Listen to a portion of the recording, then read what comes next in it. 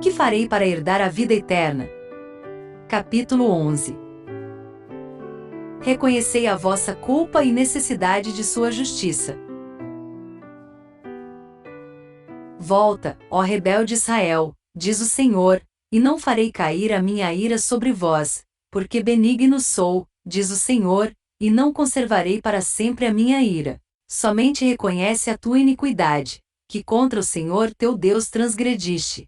Jeremias 3:12-13. Enquanto eu visitava minha família depois de voltar da Índia, e estávamos discutindo a justificação pela fé, um de nós sugeriu que nos ajoelhássemos em círculo, e confessássemos qualquer problema entre nós. Enquanto estávamos ajoelhados, uma das minhas irmãs olhou para papai, esperando que ele reconhecesse o quão profundamente ele a havia prejudicado. Mas ele não conseguiu, se levantou num salto, e saiu porta fora. Eu o segui, pensando em protegê-lo de si mesmo, porque quando éramos crianças, papai ameaçava se matar se tivesse que assumir a culpa. Lancei meus braços em volta do pescoço dele e o segurei firme. Ele não era tão mais alto que eu. Então eu orei: Senhor, o que digo a meu pai? Deus me impressionou a dizer: Pai, a razão pela qual você fica tão tenso quando todos os seus filhos chegam em casa para uma visita, é por você ter um medo terrível de falarmos sobre a nossa infância. Você prejudicou tão profundamente seus filhos. O único filho que você não prejudicou fui eu. Ele pensou por um momento e depois disse: Margarete, eu também a prejudiquei. O que ele estava fazendo ao dizer isso? Reconhecendo a própria culpa. Então ele me levou para o quarto dele, e a culpa simplesmente brotava, até os pecados de sua juventude. O fardo da culpa o esmagava e ele não sabia o que fazer. Homens que professam ser seguidores de Cristo descem a um baixo nível, sempre lamentando suas deficiências, mas jamais sobrepujando a Satanás e calcando-o debaixo dos pés. Culpa e condenação constantemente sobrecarregam a alma, e o clamor destes bem pode ser: miserável homem que eu sou, quem me livrará do corpo desta morte? Romanos 7:24. Testemunhos para a Igreja, volume 6, página 52. Ele havia sido rebatizado 2 anos antes, esperando que o fardo da culpa fosse retirado, mas só conseguiu ficar mais pesado ainda. Ninguém o havia ensinado como se achegar à cruz e depor o fardo aos pés de Jesus. Ele não entendia o plano de salvação. Então ele gritou: Margarete, me ajude. Mas eu não sabia como ajudá-lo. Eu poderia ter dito a ele: continue tentando, mas naquele momento eu sabia que não era a resposta certa. Então eu não disse nada. Tive de deixá-lo naquela infeliz condição.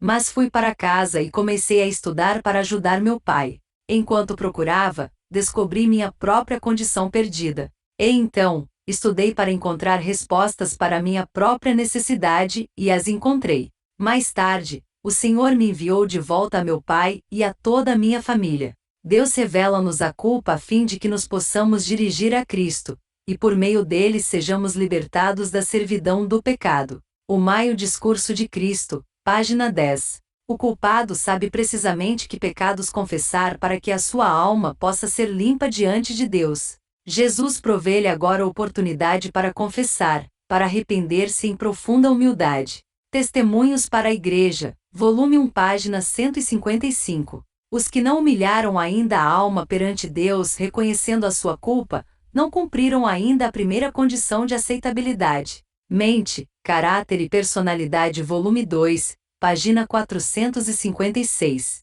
Se você ficar impaciente ou irritado com alguém, não os culpe, mesmo que eles tenham feito algo errado de verdade. Reconheça sua culpa por você não ter representado Cristo a eles. Se seus filhos são desobedientes, eles não precisam de pais zangados, precisam de ajuda e oração. O poder de Deus não vai funcionar quando você disciplinar seus filhos, se você não usar os métodos dele. Muitas vezes, os pais culpam os filhos quando ficam com raiva, de modo que os filhos carregam sua própria culpa, e agora precisam carregar a culpa dos pais. Que triste! E os pais punem os filhos, mas não oram com eles e não os levam a Jesus, para que possam obter perdão e cura. Que pena! É assim que as raízes de amargura se desenvolvem. Quando meu marido e eu começamos a entender o Evangelho, fomos levados a um profundo arrependimento, e reconhecemos como havíamos fracassado um com o outro, e com nossos filhos, por não saber como deixar o amor de Deus nos controlar em nossos relacionamentos. Se você não está pronto para reconhecer sua culpa, mas quer ser salvo, pode ir a Ele de qualquer maneira, e Ele o ajudará. Vinde a Cristo precisamente como estáis e contemplai o seu amor, até que o vosso duro coração se quebrante. Um coração contrito e quebrantado, Deus não desprezará. É a virtude que emana de Jesus que fortalece os propósitos do coração de se afastar do pecado e se apegar àquilo que é a verdade. É a virtude de Cristo que produz o arrependimento sincero e genuíno. Review and Herald, 3 de setembro de 1901. Enquanto eu me preparava para visitar meu pai mais uma vez, orei para que Deus fizesse minha família me telefonar e se oferecer para pagar minhas despesas de viagem para eu ir compartilhar a mensagem com eles. Eu queria ter certeza de que era Deus quem estava me enviando. Cerca de 2 meses depois, uma de minhas irmãs me telefonou. Margarete, me ajude. O que aconteceu? Minha filha fugiu de casa. Ela está usando drogas, está com um homem. Não sei o que fazer? Respondi. Tom e eu acabamos de encontrar uma experiência com o Senhor há alguns meses. Sentimos pela primeira vez que podemos ajudar um pecador.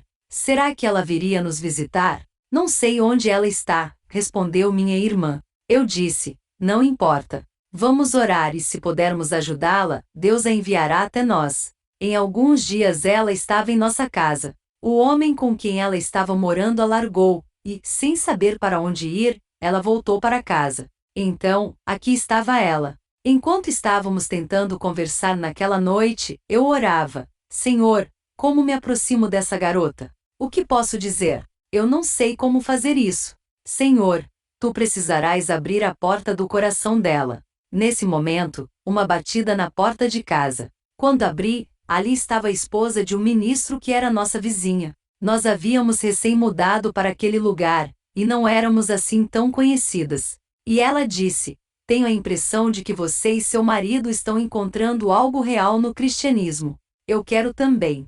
Você poderia compartilhar comigo? Você poderia me ensinar? Bem, foi fácil compartilhar com ela o que eu havia descoberto sobre o plano da salvação e o poder do Evangelho. Tivemos um bom estudo juntas, e ela ficou muito agradecida. E o tempo todo minha sobrinha estava na sala, ouvindo a conversa. Depois que a esposa do pastor foi embora, minha sobrinha disse: se há tanto poder no Evangelho, há esperança para mim. Eu perguntei: por que você diz isso? Ela respondeu: você sabe como sou teimosa. Mas eu observei meus pais. Eles não venciam. O pai dela era professor da escola adventista. Eu observei os pais dos meus amigos. Eles não estavam vencendo. Eu olhei meus professores. Eles não venciam também. Então eu decidi que, se eles tentaram todos esses anos e não conseguiram encontrar a vitória, eu, com minha natureza teimosa, também poderia desistir agora mesmo. Eu poderia muito bem apreciar as coisas deste mundo. E é isso que estou fazendo. Eu amo o pecado e minha consciência nem me incomoda mais. Mas se o que você está dizendo é verdade, então, há esperança para mim. Tivemos uma boa conversa sobre o assunto e já era hora de dormir. Agradeci a Deus por abrir a porta, e esperava poder continuar estudando com ela, e ajudando-a a encontrar uma conexão viva com Deus. Mas no dia seguinte a porta estava fechada. Ela encontrou um emprego em um restaurante e raramente a víamos. Um dia, eu estava ao telefone com uma amiga que acabará de deixar o marido e os filhos pequenos e fugir com outro homem. Expressei minha tristeza e decepção, e implorei que ela reconsiderasse. Mas ela estava decidida. Quando desliguei o telefone, percebi que minha sobrinha havia chegado e ouvido minhas súplicas. Ela disse: você não me convidou aqui para tentar me levar a Cristo? E agora? Você está decepcionada? Percebi que havia outra oportunidade e rapidamente orei para que Deus me desse as palavras certas. Não, não estou decepcionada, eu disse. Deus tem planos a longo prazo para você, e eu confio nele. Ela deu um suspiro de alívio. Eu não queria forcá-la a tomar uma decisão. Muitos de nós temos insistido, e insistido com nossos filhos, e pode ser que por causa disso eles tenham se decidido pelo batismo, mas eles conheciam mesmo a Deus? Eles realmente renderam o coração a Ele? Eles realmente experimentaram o poder do Evangelho? Tivemos outra boa conversa, mas no dia seguinte ela estava indisponível novamente. Cerca de uma semana depois, ela entrou com um homem, e me pediu que eu compartilhasse o Evangelho com ele. Claro que o fiz, mas depois que ele saiu eu disse: o que você está fazendo? Você o está levando ao pecado, e depois o traz a mim para ensinar-lhe o Evangelho? Sim, eu sei, ela respondeu. Acredito agora que qualquer pessoa pode ser salva, menos eu. Por que ela ainda achava impossível ser salva? Qual era a barreira? Pedi a Deus que me mostrasse qual era a barreira que ainda estava no caminho dela. Alguns dias depois, quando ela estava saindo para voltar de viagem para a casa dela, Deus me deu a resposta. Eu disse a ela: se você quiser seguir a Jesus, não comece tentando desistir de seus pecados. Comece conhecendo Jesus. Passe horas assentada aos seus pés, lendo a Bíblia e o desejado de todas as nações. Conheça-o. Mergulhe nas coisas de Deus. Ela não disse nada sobre estar disposta a fazer o que eu havia pedido, e foi embora. Mas continuamos orando. 2 meses depois, ela telefonou. Estou fazendo o que você disse para fazer, disse ela. Já tem 2 meses que estou mergulhando na palavra de Deus. Tenho passado horas lendo sobre Jesus. Mal posso acreditar no que está acontecendo. Todo o meu coração e mente estão sendo atraídos a Jesus, e eu nem me importo mais com o pecado. Quem fez isso? Quem a levou ao arrependimento? Quem mudou a mente dela? O Espírito Santo. Por quê? Porque ela lhe deu uma chance. Ela aprendeu de Cristo e permitiu que ele impressionasse seu coração e a levasse ao arrependimento. Quando a mãe viu a mudança na filha, me telefonou e me pediu para ir ensiná-la também, e se ofereceu para pagar a minha passagem.